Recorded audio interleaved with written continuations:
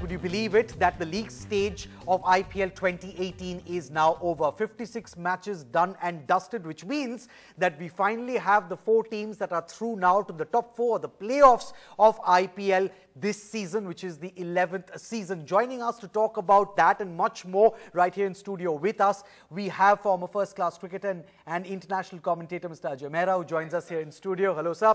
Also, Mr. G. Rajaraman will be joining us shortly. But before we bring our 2 experts into the show, let's quickly tell you how exactly the playoffs are going to work as far as IPL 2018 is concerned. Let's bring that graphic up for you. Now, if you look at the playoff scenario, you will see that the Indian Premier League IPL 2018 scenario works in this way.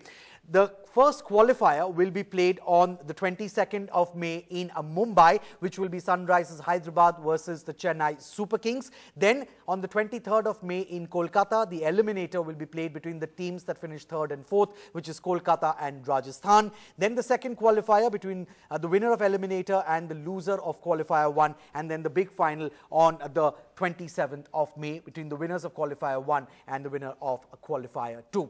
Ajay, looking ahead to these qualifiers, who would you pick as the big favourite perhaps to go and win the title? You know, I feel as far as I'm concerned, I think Hyderabad, they look to be a very well-oiled team, just because of the bowling resources. You know, we must not look much into the last 3 games. Yes, they didn't play very well. The bowlers were expensive. But you see the way the batting has come up. You know, initial phases, they were defending really well. The bowlers were doing the job for them. But just as the tournament progressed, the league matches progressed, the batsmen came into the front, you know, to the fore as well. Williamson, Manish Pandey, everybody getting runs, Deepak Hooda, Yusuf Pathan. So those are good signs. They are getting those big scores, and just seeing the bowling resources, you know, they are capable of bowling, you know, well in any situation. They have world-class spinners in Rashid Khan, Shakib Al Hasan, good seamers in Bhuvneshwar Kumar, Siddharth Kaul, Sandeep Sharma. So they look to be a very well-oiled team. Just seeing the, you know, balance of the side. Yes, CSK are a very good side, a lot of experience behind them, but I think 2 issues with them, you know, they have to confront. One is the fielding.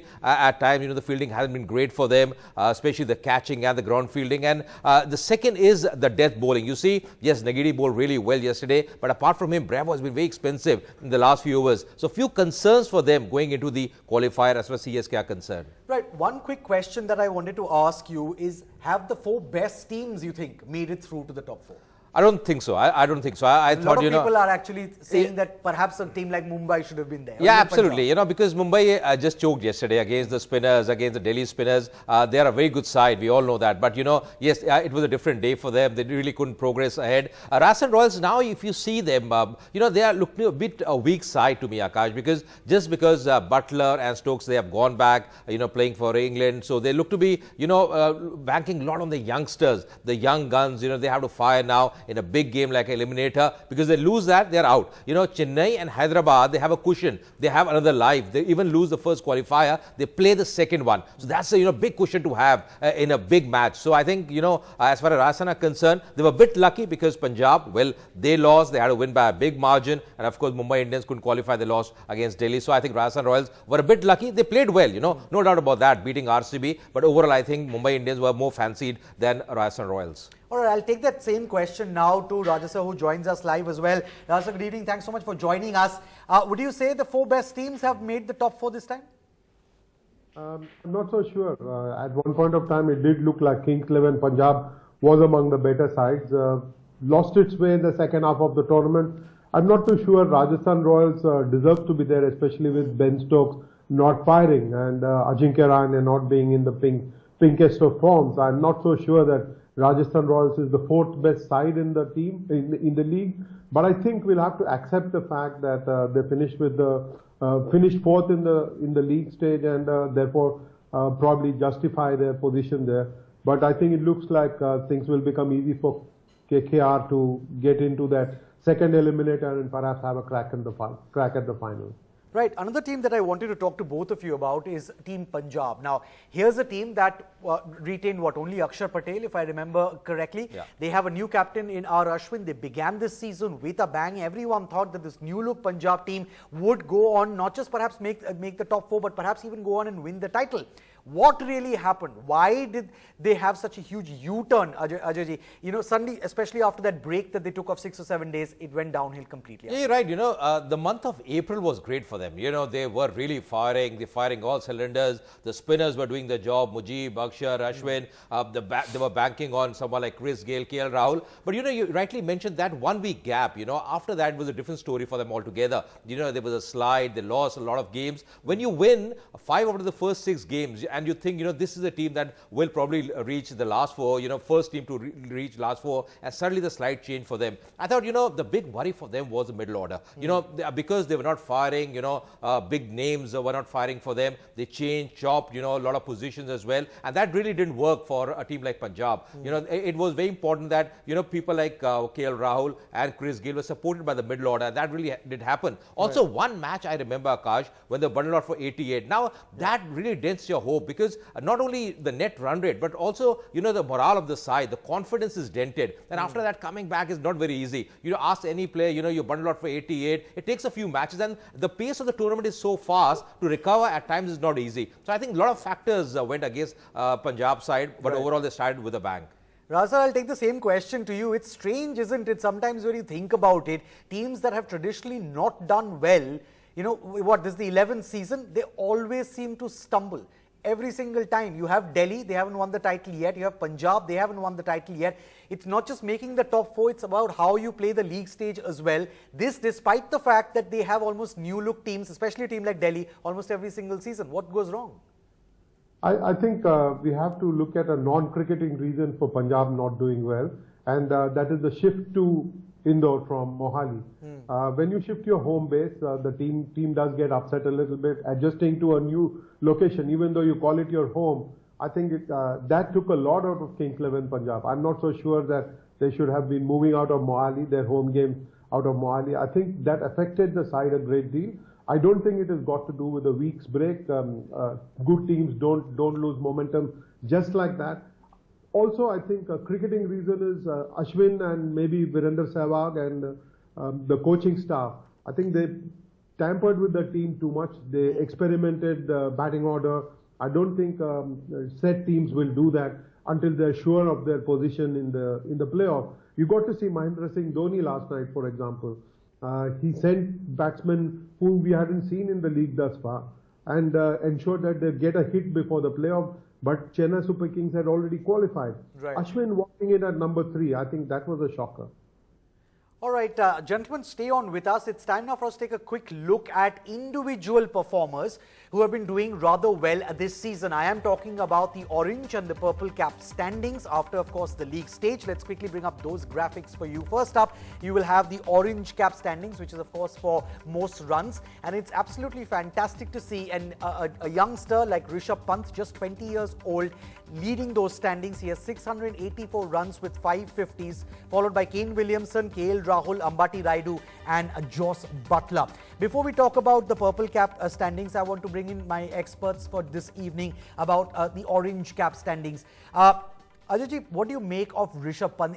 You do have to feel bad for this youngster because he's played so well. He's got so many 50s, such consistency, and yet it wasn't enough for him to drag his team across the finish line. Yeah, you're right. I think he was brilliant. The exceptional, the way he batted, the range of shots he's got that power behind him. He's very aggressive. He knows how to, get runs. And the big factor, as you rightly mentioned, Akash, was consistency. One match after the other, getting runs for the middle order. I think the big plus for Delhi was the youngsters doing very well. But Rishabh Pant, the way he was handling the spinners, the pacers as well, I think he's working on his game. That's good to see. At international level, in a few games, he didn't get too many runs for India, but I think he's working on his game. He knows exactly what his forte is. He's done his SWOT analysis, his strong points. So I think now he's really playing very well. And this is the form he's got to carry on forward. Just not think about what's happened in the past when he played for India. Just carry on the momentum he's got, and that will be really a great thing for him as well. Absolutely.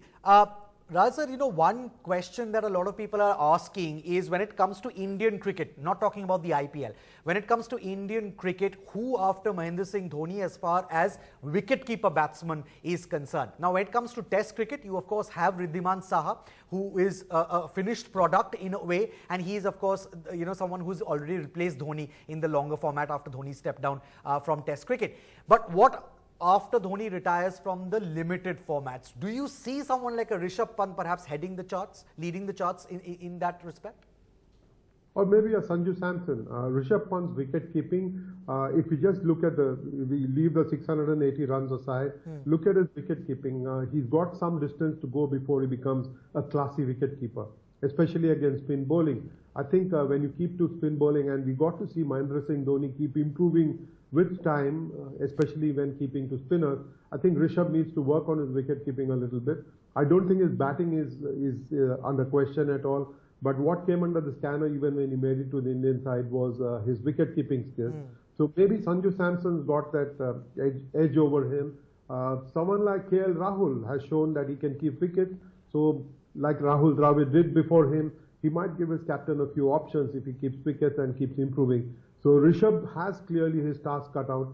He needs to improve his wicket-keeping skills. And Akash, not to forget someone like Ishan Kishan, also he's been very impressive. Young lad, he keeps wickets, he's a very aggressive batsman. So, I think this is a good bunch that's coming up for the Indian side, a lot of bench strength that's coming up, as you rightly mentioned, after Dhoni who. So, you have people like Dinesh Karthik, Ishan Kishan, Sanju Samson, Rajay very rightly mentioned. So, there are a lot of people, a lot of youngsters who are knocking the doors there.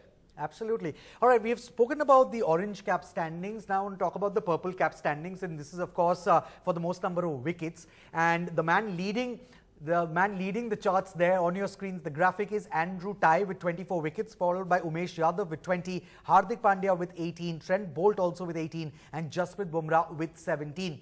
Now, what is absolutely incredible, if you look at that graphic very carefully, is that the 5 gentlemen who feature on that list, their teams are all out. All teams in that graphic, they are all out. Delhi's out, Punjab is out, and Bangalore and Mumbai are also out. Now, sir, what do you make of that? The 5 leading wicket takers, and of course, this going back to a point that has been made by experts over and over again, that batsmen might win you matches, but bowlers win you tournaments. You have the 5 leading wicket takers, and their teams are all out of the top. And all seamers as well. All are seamers. No spinner in that. I think, Akash, to be very fair to all of them, they have been excellent bowlers. And typically in a T20 game, it is the batsmen who lose game. It's only the one-odd game where bowlers give away plenty of runs, more than a captain would like, 230 or 240, that we saw with Kings 11 Punjab one game. But essentially, I think someone like Umesh Yadav, he was impressive, wasn't he? For someone who was kept out of the side, did not play a single game in South Africa. He charged in well, and he bowled well within his limitations, and I think he was incredible. It only tells you what we have missed as a paceman, especially in South Africa. Someone who's very gifted, someone who's very athletic, and very good to see Umesh Yadav right up there. Right, Ajay, what do you make of that? The five bowlers and the teams are all out. It's interesting, isn't it? Yeah, absolutely. Brilliant. And all seamers, especially at this time of the year, when you see seamers picking up wicket, that shows the importance of the seamers as well, how you have to bowl in the death overs, how you got to mix the pace as well. But, what's also interesting is someone like Bhuvneshwar Kumar. Of course, he missed a few games for SRH. Someone like Rashid Khan, he's done so well. He's picked up wickets. He's been so consistent. The spinners for KKR, they have done a wonderful job. Right. People like Sunil Narayan, Kuldeep Yadav in one game, bowling brilliantly for them. So the spinners have done the job, but this is a very interesting list because all of them, all the teams are, all the players that figure out there, the teams are out, and also all are seamers. So that really shows a big thing as well, how seamers have bowled this season. Especially Andrew Tye has been very impressive for the Punjab side.